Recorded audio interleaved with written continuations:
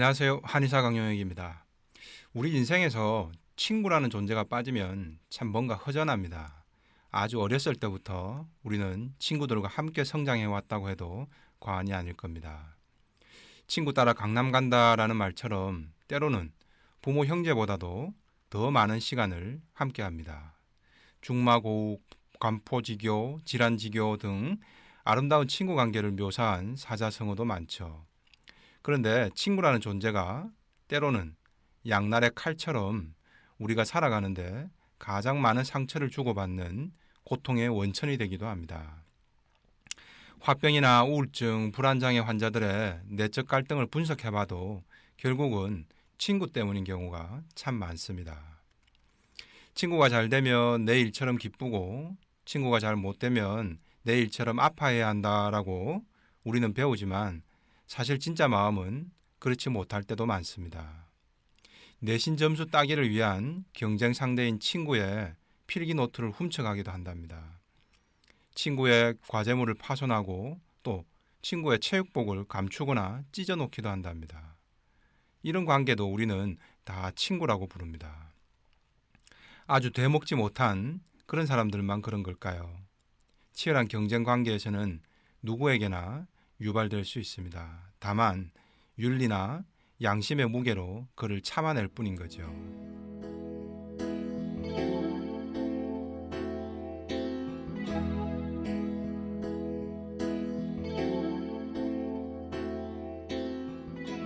인간은 자주 보지만 갖지 못한 것을 가장 갈구합니다. 재벌이 수백억, 수천억을 가지고 있는 것도 부럽습니다. 하지만 우린 재벌을 만날 기회도 재벌의 수백억도 직접 눈으로 볼 수도 없습니다. 그래서 사실은 부러움과 질투가 실질적으로는 강하게 유발되지가 않습니다. 하지만 바로 내 주변 친구의 것은 다릅니다. 친구의 좋은 옷이나 물건도, 친구의 좋은 성적도, 나보다 높은 연봉이나 외제차도 모두 내 시야 안에서 존재합니다. 너무도 자주 눈에 띕니다. 그 어떤 누구의 것보다도 친구의 것부터 빼앗고 싶은 욕망이 생깁니다. 그래서 직장인의 희망 연봉은 내 친구나 내 동기보다 조금 더라는 말도 있습니다. 무조건 많으면 더 좋겠지만 현실적으로 그게 불가능하다면 그래도 내 친구보다는 내가 조금 더 많이 받았으면 하는 게 기준이 된다는 거죠. 내가 부유하고 가난하고 내가 공부를 잘하고 못하고의 기준도 결국 내 친구와의 비교를 통해서 결정해버립니다. 인생이란 마라톤에서 지금 현재 같은 반 친구로, 같은 직장 동료로 잠시 곁에서 뛰고 있는 것 뿐입니다. 각자의 인생 길대로 갈 뿐인 거죠.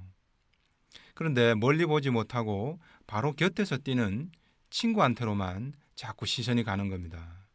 친구와만 비교하게 되면 더 넓은 세상을 보지 못합니다.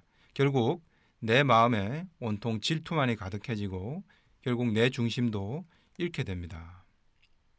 지금 현재 친구보다 내가 조금 낫다고 우쭐해야 하지만 그게 영원히 내가 잘난 걸까요? 내가 친구보다 조금 뒤처져 있다고 금방 주눅 들어버리지만 그게 진짜 내가 못난 것일까요? 나는 나의 레이스를, 친구는 친구의 레이스를 각자 해나가는 것뿐입니다. 그런데 굳이 내가 아는 친구부터 앞지르겠다는 욕심에 오버페이스를 하거나 친구만큼 못 따라간다는 생각에 자존심이 상해서 아예 레이스를 포기하기도 합니다.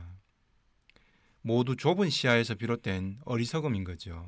친구를 기준으로 삼기 때문에 발생하는 어리석음입니다. 그래서 내 친구가 안 되면 묘한 안도감이 듭니다.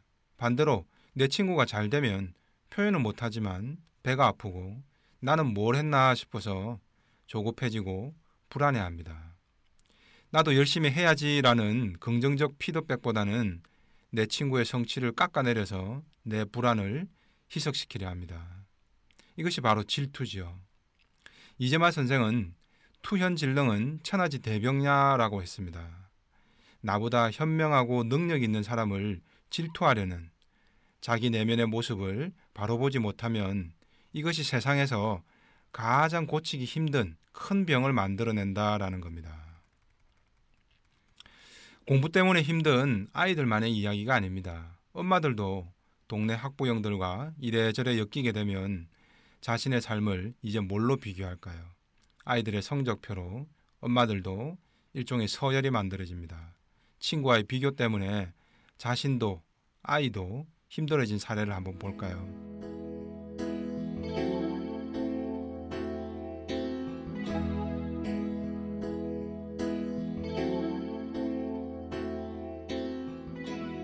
화병 때문에 내원한 주부 K씨입니다. 강남에 사는데 20살 넘은 딸이 하나 있습니다. 이 딸이 흔히 말하는 은둔형 외톨이입니다. 하루 종일 자기 방에서 밖으로 나오려 하지 않고 혼자 컴퓨터만 하면서 밤낮이 바뀌고 밥도 잘 먹지 않으려고 해서 몸이 빼싹 말라버렸습니다. 억지로 음식을 좀 먹이려고 하면 다 토해버립니다. 그래서 근 1년을 하루 라면 1개 정도 먹으면서 지낸다고 합니다. 부모와는 대화도 거부한 채 부모가 말만 하면 짜증을 내고 문을 확 닫아버립니다. 그런데 어릴 때는 이 딸이 유난히 영특하고 공부도 잘했답니다. 그래서 늘 엄마에게는 자랑스러운 딸이었죠. 하지만 고2 때 갑자기 학교만 가면 머리가 아프다라고 하더니 어느 순간부터는 무기력해지다가 학교도 자퇴를 했습니다.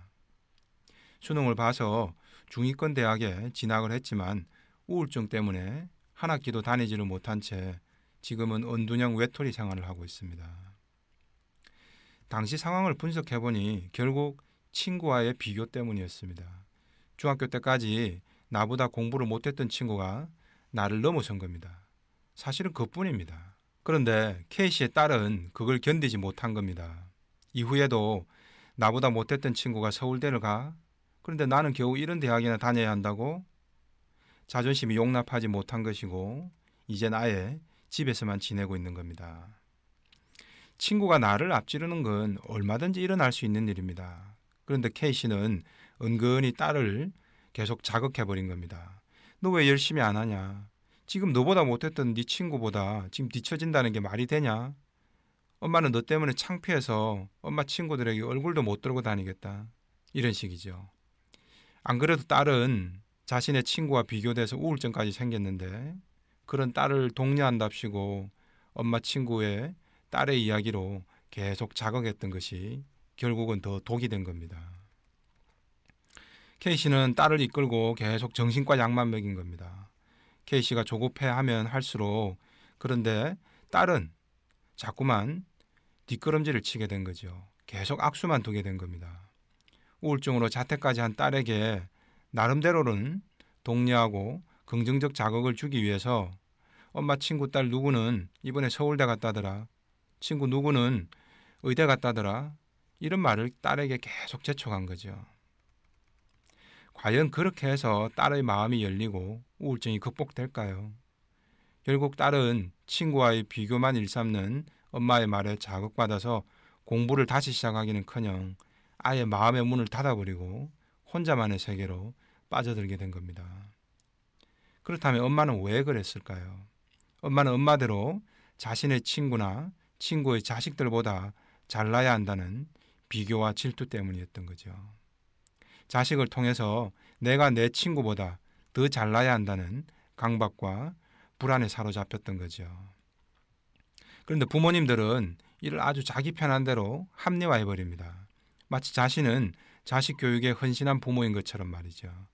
그 어리석음을 깨닫지 못하면 결국 부모도 자식도 병들게 되는 거죠. K씨 같은 분들은 주변이 다 그렇다. 다들 그렇게 애들 교육시키고 사는데 라면서 애써 합리화합니다. 하지만 노자 도덕경에 건강하려면 좋은 땅에 거처하라라는 말이 있습니다. 좋은 땅, 좋은 동네란 무엇일까요? 아파트 값이 비싸긴 하지만 과연 아이들 키우기 좋은 동네인지는 의문이 남습니다. 아빠 직업은 뭐고 내 남편 연봉은 얼마고 이웃집 딸내미의 이번 수학 점수가 몇 점이고 이게 생을 열심히 살아가는 것이라 착각하는 그런 동네가 좋은 동네는 아니겠죠. 친구를 비교 대상으로 삼아 불안과 강박에 시달려야 하는 그런 어리석은 친구들이 몰려있지 않은 동네, 그런 동네가 좋은 동네 아닐까요? 남성들도 예외가 아닙니다. 자녀들의 대학 입학 즈음에는 친구들 간에 중년 남성들이 또 자식 자랑과 비교가 주요 화제가 되어버립니다. 나부터 이런 미몽에서 깨어나야겠죠. 그리고 그런 어리석음에 빠져 있는 친구에게 휩쓸리지 않는 것도 중요합니다.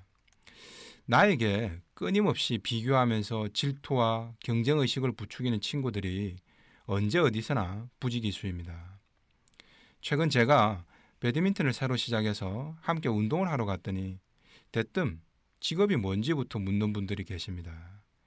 아니, 같이 운동이나 잘하면 되지. 직업이 그렇게 중요할까요? 친구들 중에도 한의원은 잘 되냐? 환자는 몇 명이나 보냐? 너는 연봉이 얼마냐? 니네 회사는 보너스는 많냐? 이런 거 왜 물어볼까요? 그저 안부 차원일까요? 연봉이 나보다 작으면 밥이라도 사줄 건가요? 진짜 도와주기라도 하나요? 아니거든요. 실제 도움을 줄 사람들은 소리 없이 도와줍니다. 자신의 불안 때문에 주변과 비교를 해서 친구가 나보다 못하면 그걸로 위안을 삼고 또 안도하려는 것이고, 친구가 나보다 잘나면 괜히 배 아픈데 표현은 못하겠고, 나는 뭔가 쓸데없이 불안하고 그런 거죠.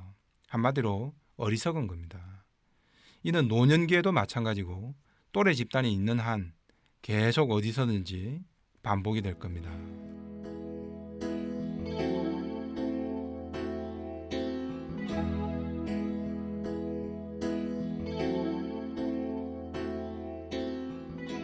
과연 이런 끝없는 비교를 하고 비교를 당하게 된다면 친구란 존재가 내 인생에서 꼭 필요한 것일까요?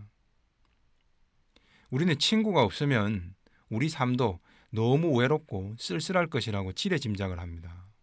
결국 친구가 있으면 자꾸 비교 때문에 괴롭고, 그렇다고 친구 없이 지내자니 외롭다고 불평합니다. 하지만 친구가 많아야 좋을 것이란 강박에서 한번 좀 벗어날 필요가 있습니다. 서로의 어리석음 때문에 상처만 주고받는 그런 친구 관계는 조용히 정리하는 것이 현명한 겁니다. 법구경에 보면 이런 구절이 나옵니다.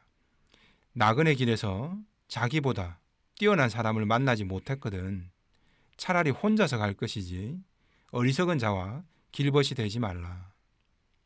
홀로 살아감은 뛰어난 것이고 어리석은 자와 벗하지 마라. 숲속의 코끼리처럼 욕심 없이 홀로 가라. 서로에게 어리석은 친구가 되는 건 차라리 혼자 가는 것만 못하다는 말이죠. 처음에는 친구 없이 가는 길이 외로운 길처럼 보일 수 있지만 이게 차라리 마음 편한 길이더라라는 것이죠. 그래서 걱정 없는 해탈에 이르는 길이더라.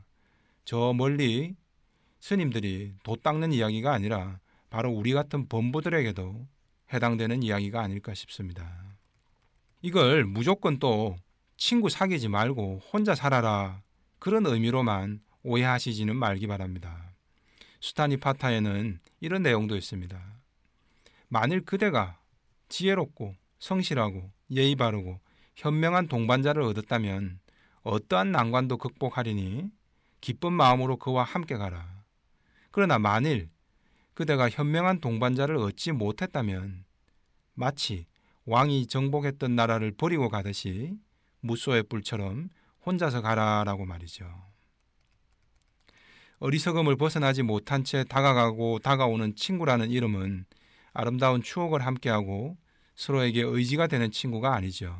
서로에게 끝없는 상처만 주는 그런 고통이 될 수도 있는 겁니다.